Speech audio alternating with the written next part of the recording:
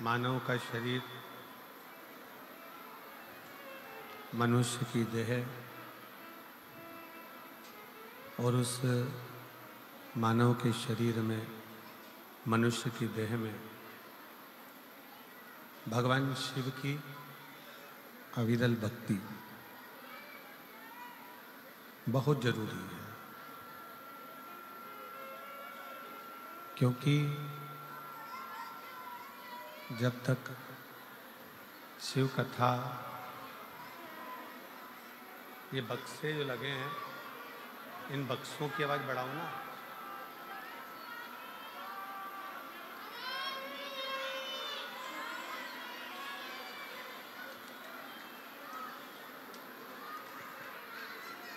भगवान देवाधिदेव महादेव शिव, ओगड़दानी, त्रिकालदर्शी, कैलाशी, अविनाशी शंकर, जो संपूर्ण विश्व का कल्याण करने वाले हैं, संपूर्ण जगत का उद्धार करने वाले हैं। यदि मानव की देह मिले, मानव का शरीर मिले, आवाज यहाँ पर भी नहीं आ रही है बेटा, यहाँ भी आवाज नहीं है, तो इन लोगों को क्या आवाज आएगी?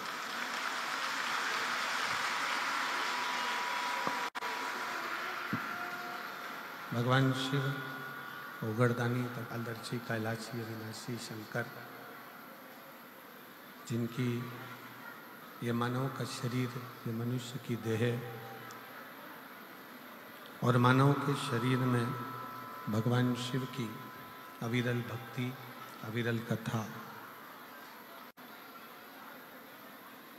ये जीवन का कल्याण करने वाली है, कर्तार्थ करने वाली।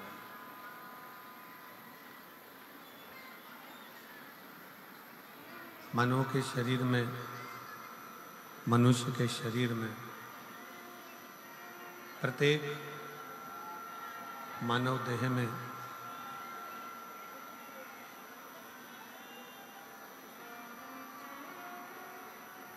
हर जीव के अंदर एक शिव तत्व विराजमान रहता है।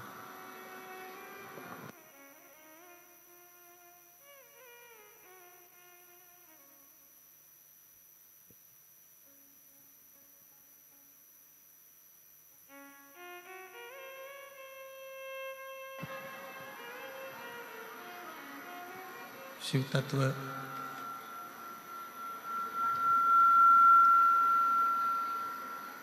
प्रत्येक मानव के शरीर में, मनुष्य की देह में, मानव देह के अंतर्गत भगवान शंकर की एक शिव तत्व विराजमान रहता है।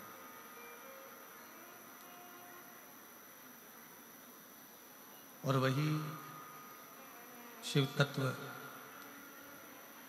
आपके और हमारे जीवन में एक बल प्रदान करता है। आपके और हमारे जीवन में एक ऊर्जा प्रदान करता है।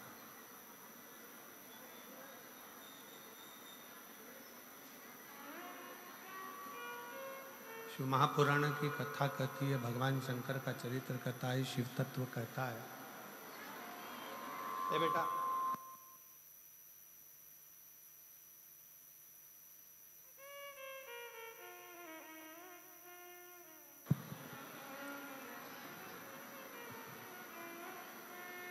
प्रत्येक मानव के शरीर में, मनुष्य की देह में एक शिव तत्व, भगवान शंकर का एक तत्व विराजमान होता है। और जब आप और हम जिस समय पर भगवान शंकर की अविरल भक्ति को धारण करते हैं, भगवान शिव की एक निर्मल भक्ति अपने अंदर उतारते हैं, जैसे शिव जी पर एक लोटा जल आपने हमने समर्पित किया। और भगवान शंकर पर जब जल समर्पित कर कर हम उस जल का आचमन करते हैं, हम उस जल को पीते हैं, आचमन करते हैं, तब उस शिवलिंग का जो तेज पुंज है, भगवान शंकर के शिवलिंग में जो तेज पुंज होता है, क्योंकि शिव महापुराण के अंतर्गत और लिंग पुराण के अंतर्गत, नर्मदा पुराण के अंतर्गत हमेशा कही गई है कि चाहे घर में जो शिवलिंग हो वो, चाहे तुम्हारे घर के पास में जो मंदिर हो उसमें जो शिवलिंग हो वो, या 12 ज्योतिर्लिंग, उपलिंग, ये जितने भी शिवलिंग विराजमान हैं, ये जितने भी शिवलिंग विराजित हैं, इन शिवलिंग पर जब हम जल चढ़ाकर उस जल का आचमन करते हैं तो उस शिवलिंग की जो ज्योति होती है, शिवलिंग की जो ऊर्जा होती है, शिवलिंग की जो एनर्जी होती है, शिवलिंग का जो बल होता है, वो बल हमारे भीतर भी उतरता है और हमारे रोगों को निवारण करता जाता है, हमारे दुखों को निवारण करता जाता है, हमारे कष्टों का निवारण करता जाता है। हमारे दुख, हमारी तकलीफें, हमारा कष्ट अपने आप समाप्त होते चले जाता है। 3 स्थान शिवलिंग पर वर्णित है कि ये 3 स्थान का जब स्पर्श करते हैं तो आप कितने भी रोग से ग्रसित क्यों ना हो, आप कितने भी रोग से घिरे क्यों ना हो, 3 स्थान का स्पर्श करने से आपको एक अलग से ऊर्जा प्राप्त होती है। और आपके शरीर में कितना भी कंपन हो रहा हो, कितनी भी कमजोरी हो रही हो, कितना भी दर्द हो रहा हो, कितना भी कष्ट हो रहा हो, 3 स्थान शिवालय में शिवलिंग के जगह पर बताए गए हैं। उन स्थानों का स्पर्श करने से शरीर में एक ऊर्जा आती है, शरीर में एक बल उत्पन्न होता है, एक ऊर्जा आती है, शरीर के अंतर्गत एक ऊर्जा का संचार होता रहता है। अब उस शिवलिंग को अपन समझे, सभी लोग जरा स्मरण करेंगे। शिवलिंग के अंतर्गत 3 स्थान ऐसे बताए गए हैं जो हमारे को एक बल देते हैं, हमारे भीतर की एक ऊर्जा उत्पन्न करते हैं। हमारे अंदर कितनी भी कमजोरी होगी, अगर आपने वो 3 स्थान पर हाथ का स्पर्श कर कर पंचाक्षर मंत्र नमः शिवाय, या षडाक्षर मंत्र ओम नमः शिवाय, या श्री शिवाय नमस्तुभ्यम का स्मरण किया है, तो वो स्थान का स्पर्श करते ही आपके अंदर एक ऊर्जा, एक एनर्जी, एक बल आपके अंतर्गत आता चले जाएगा, एक ऊर्जा आपके अंतर्गत आती चली जाएगी।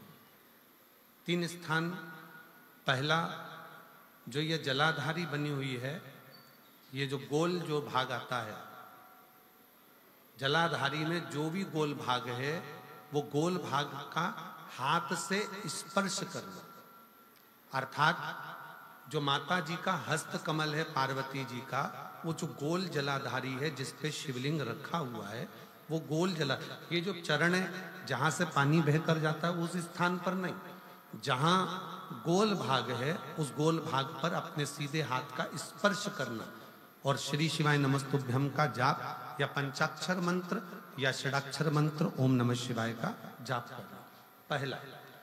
दूसरा स्थान, जहां से पानी बहकर जा रहा है उस स्थान का पानी जहां से बहकर नीचे गिरता है वो भाग पर अपने हाथ का स्पर्श, जहां से पानी बहकर नीचे गिरता है, जो जल आप चढ़ाते हो वो जल बहकर जो नीचे की ओर जाता है उसका स्पर्श, और पंचाक्षर या षडाक्षर या श्री शिवाय नमस्तुभ्यम मंत्र का जाप।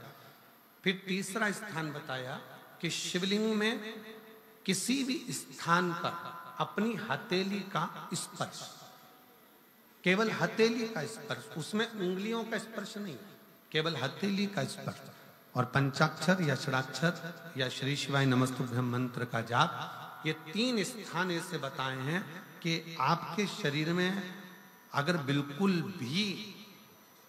भी इतनी एनर्जी नहीं है कि आप 2 कदम चल सकते हैं, तो शंकर के मंदिर में, शिवालय में जाकर ये 3 स्थान का स्पर्श करिए। मंदिर से जब आप बाहर निकलेंगे तो खुद के बल पर निकलेंगे, कोई आपको उठाने के लिए जरूरत नहीं पड़ेगी। आप स्वयं के बल पर निकल सकते, स्वयं के बल पर आगे बढ़ सकते, स्वयं के बल पर अग्रणी हो सकते, स्वयं के बल पर आप आगे निकल सकते। 3 स्थान हैं जहां व्यक्ति के जीवन के दुख, तकलीफ, रोग, कष्ट अपने आप नष्ट होते चले जाते हैं। तो पहला जो स्थान है वो पार्वती जी का स्थान हस्तकमल, दूसरा कार्तिकेय और गणेश के मध्य में जो अशोक सुंदरी है और कार्तिक गणेश बैठे वहां से जो पानी नीचे की ओर आता है वो स्थान, और तीसरा अपनी हथेली का, शिवलिंग का कोई भी स्थान जहां अपनी हथेली का स्पर्श हो जाए वो स्थान। ये 3 जगह हमें बल देती है, हमें ऊर्जा देती है, हमें एनर्जी देती है।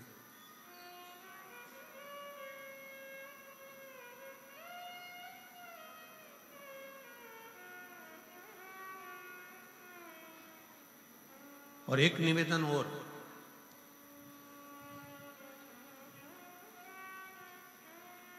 आप यदि कोई कार्य के लिए निकल रहे हो,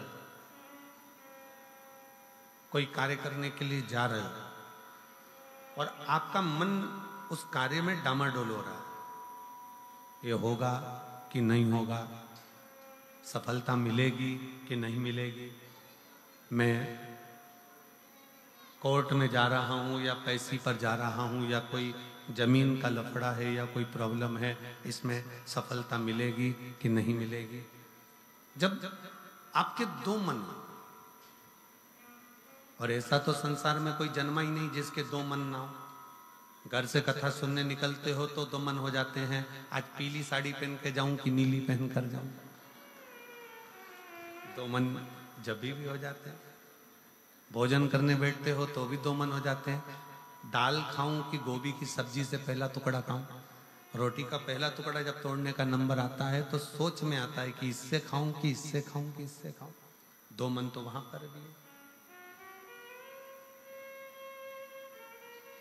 किसी के यहाँ शादी में गए, किसी के यहाँ शादी में पहुंचे और शादी में पहुंचकर वहां बहुत सारे स्टॉल लगे हैं, खाने की बहुत सारी व्यवस्था करी गई है, फिर 2 मन हो जाते हैं कि मैं पहले चाउमीन खाऊं कि पानी पतासा खाऊं, गोलगप्पा खाऊं कि छम्मक लड्डू खाऊं, कि मैं जलेबी खाऊं कि क्या प्रसाद। मन 2 हर जगह।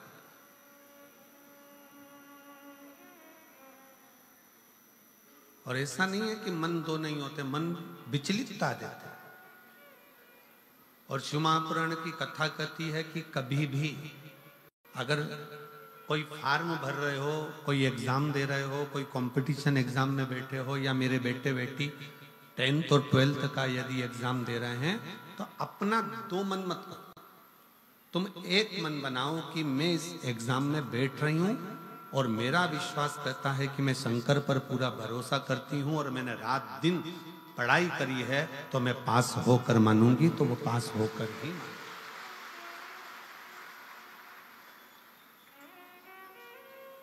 जहां मन विचलित हो जाता है, जहां मन 2 हो जाते हैं, फिर वहां थोड़ा सा भ्रम उत्पन्न हो जाता है, फिर थोड़ा सा भ्रम उत्पन्न हो सकता है। पर जब आपने एक विचार कर लिया कि मुझे सफलता मिलेगी, तो ये निश्चित है कि दुनिया में कोई ऐसा पैदा नहीं हुआ कि आपकी सफलता को रोक दे, आप आगे बढ़कर ही रहो।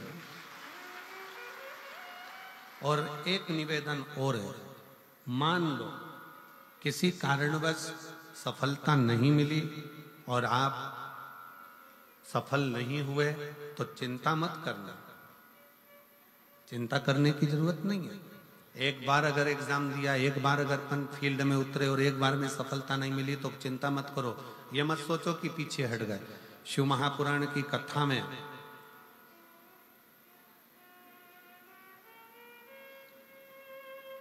वन के अंदर भगवान शंकर अर्जुन को ज्ञान उपदेश दिए थे। जिस समय पर एक सुअर, जंगली सुअर भागता जा रहा था और उस समय पर जब बाण छोड़ा गया था तब भगवान शंकर ने अर्जुन को उपदेश दिया कि अर्जुन, एक बार युद्ध के मैदान में अगर थोड़ा सा पीछे सरके हो तो टेंशन मत लेना, चिंता ना करा। एक कंपटीशन एग्जाम में आप बैठे हो, एक एग्जाम आप दे रहे हो और उस एग्जाम में सफलता नहीं मिल रही है।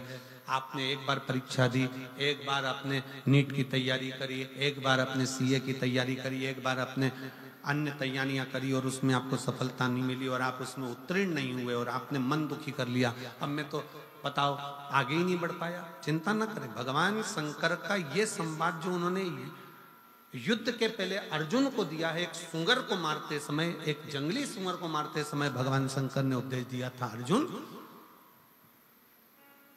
तीर को बहुत दूर भेजना है ना, तो तीर को थोड़ा सा पीछे खींचना पड़ेगा। उसी तरह यदि एक बार तुम्हें सफलता नहीं मिली, एक बार तुम उत्तीर्ण नहीं हुए, तो ये मत सोचना कि तुम उत्तीर्ण नहीं हो गए।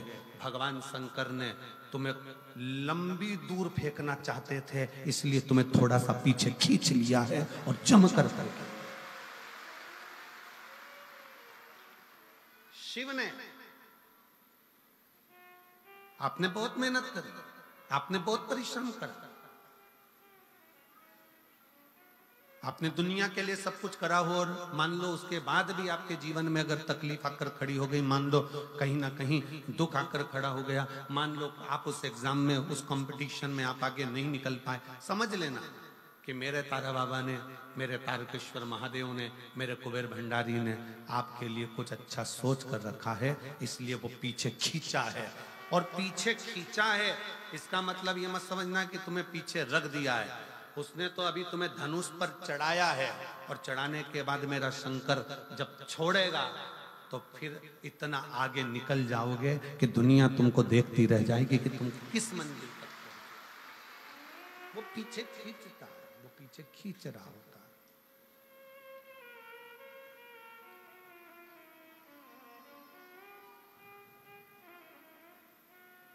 खूब मेहनत करो, खूब परिश्रम करो, खूब अच्छी लगन से कार्य करो और जितनी मेहनत से कर सकते हो उतनी मेहनत से करो। जिस समय पर तुम्हारा दो मन हो रहा हो, तुम्हें लग रहा हो कि मैं निकलूंगा कि नहीं निकलूंगा, तुम्हें लग रहा है कि ये एग्जाम में क्लियर कर पाऊंगा कि नहीं कर पाऊंगा, मैं पहुंचूंगा कि नहीं पहुंचूंगा, तो यही तीन स्थान, यही तीन स्थान, तीन अक्षत को इन तीन स्थान पर ही रखा जाता है। जो तीन स्थान अभी आपको बताए हैं, एक माता पार्वती जी का गोल स्थान हस्तकमल स्थान, दूसरा जहां से पानी बहकर नीचे की ओर जा रहा है उसी विराम स्थल पर, और तीसरा शंकर भगवान के शिवलिंग पर। ये तीन स्थान तीन अक्षत से पूर्ति कर देते।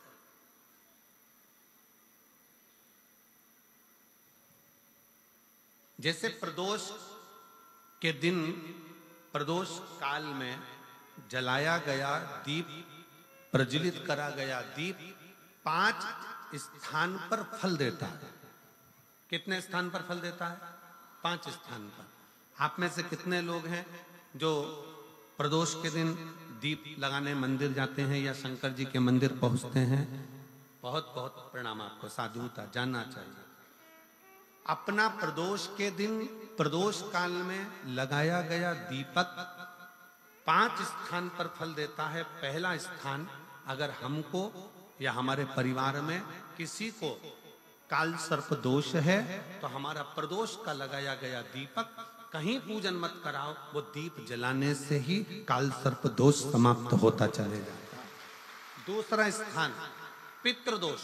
अगर किसी ने कह दिया कि तेरे घर में पितृदोष है, तेरे घर में, कई लोग बता देते हैं कि तुम्हारे घर में, कई माताएं पूछती हैं मेरे घर में बेटा नहीं, मेरे घर में 3 बेटी हो गई, 4 बेटी हो गई, 5 बेटी हो गई, बेटा नहीं है, बेटा नहीं, तो किसी ने कह दिया पितृदोष है।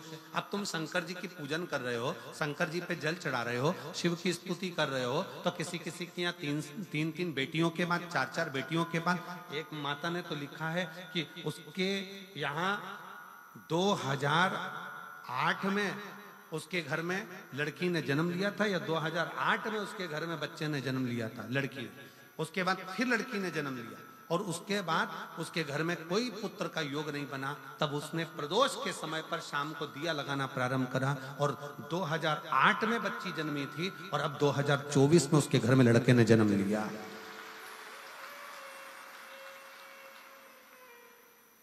दो 2024 में उसके घर में पुत्र ने जन्म लिया। वो बेटी होगी यहाँ पर कहीं ना कहीं, जिसके घर में बेटे, पहले की लड़की हुई, फिर 2 जुड़वा लड़की हुई, जुड़वा लड़की में से एक लड़की शांत हो गई, फिर आखिरी में बच्ची के कारण बस संतान प्राप्ति का योग नहीं बना। आखिरी में उसने फिर पुनः भगवान शंकर के प्रदोष काल में दीप जलाना प्रारंभ कर। कहीं बैठी हो तो हाथ हिला सकती हैं, अगर कहीं बैठी हो। कितना कितना विचित्र कर्म है, जरा विचार करिएगा कि प्रदोष काल का लगाया गया दीपक, प्रदोष काल, प्रदोष के दिन, प्रदोष काल का जो दीपदान होता है वो सरल नहीं होता, वो सहज नहीं होता। 5 स्थान की पूर्ति करता है। पहला, जम के बोलो, पहला स्थान किस चीज के लिए? काल सर्पदोष के लिए। दूसरा पितृदोष।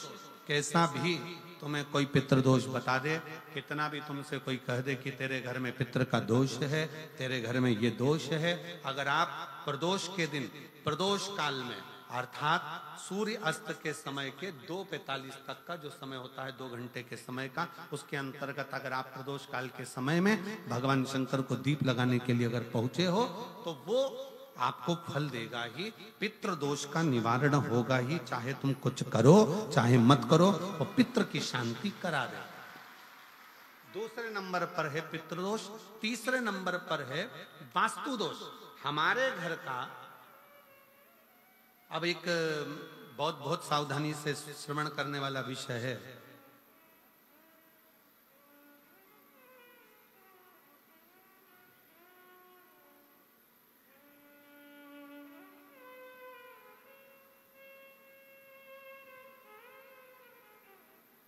यदि वंश की वृद्धि नहीं है, 30 वर्ष शादी के हो गए, 40 वर्ष शादी के हो गए और औलाद है ही नहीं, डॉक्टर ने भी हाथ ऊंचे कर दिए, टेस्ट पे भी करवाया, IVF करवाया, सब कुछ तुमने करवा लिया, तो भी औलाद नहीं है, तब आखिरी में एक काम चालू करो। प्रदोष का दिन दोनों पति पत्नी व्रत चालू कर दो प्रदोष का, और प्रदोष काल में शाम के समय जाकर एक ही दिए में 2 लंबी बाती जानते हो ना, रुई की लंबी कपास की बाती 2, और दोनों बाती एक ही दिए में रखकर पति पत्नी दोनों उसको प्रज्वलित करना प्रारंभ करें। बाबा संतान देकर ही रहेगा, औलाद आएगी ही। दीप की जो बाती में अंतर आ जाता है, एक गोल बाती में और लंबी बाती में अंतर आता है, बहुत अंतर आता है। पितरों के लिए गोल बाती का प्रयोग बहुत कम होता है महाराज। देवी जी के लिए, माता रानी के लिए, जगत जननी के लिए गोल बाती का प्रयोग बहुत कम होता है महाराज, ध्यान रखिएगा। एक पितर के लिए, एक जगत जननी जगदम्बा दुर्गा भवानी के लिए गोल बाती का प्रयोग कम होता है, लंबी बाती का प्रयोग ज्यादा होता है।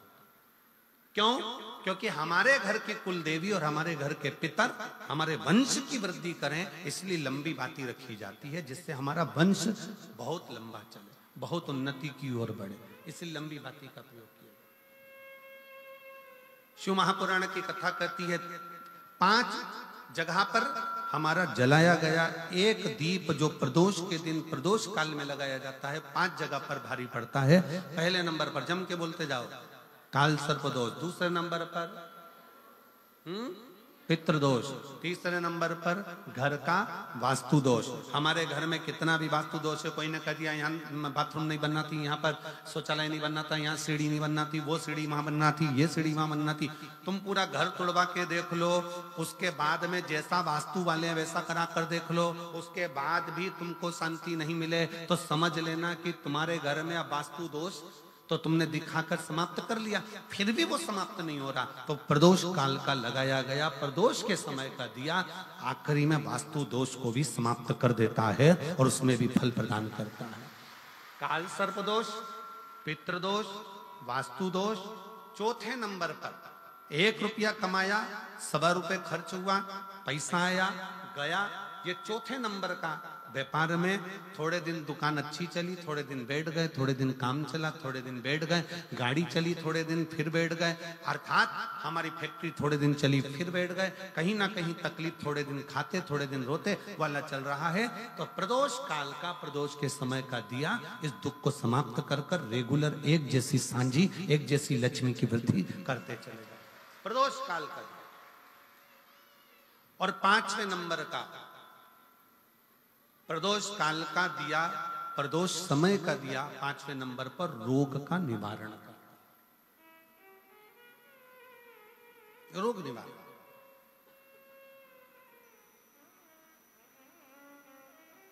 ये 5 स्थान जो बताए गए हैं प्रदोष काल के दिन, प्रदोष के दिन दीप प्रज्वलन के। और अब की बार की जो शिवरात्रि आ रही है, बाबा देव अधिदेव महादेव